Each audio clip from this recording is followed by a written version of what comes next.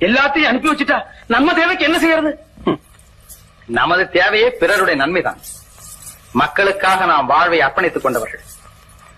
நமக்கு என்று சேர்த்து வைக்கும் ஆசை வளர்த்துக் கொண்டால் பிறருக்காக நாம் எதையுமே சாதிக்க முடியாது. எவ்வளவு பேர் இருக்கு?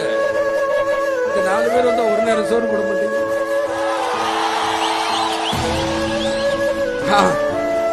அதுலயே நம்மளுக்கு போதும், முடிஞ்சிடும். இத்தனை ஒரு வீட்டுக்கு நான் போயிட்டு வரக்குள்ள முடிச்சேன். என்னையா காசு காசு காசு பணம் படம் போகையா நீங்க பெரிய பணம் வேணுங்கிற அளவுக்கு பார்த்தாச்சு.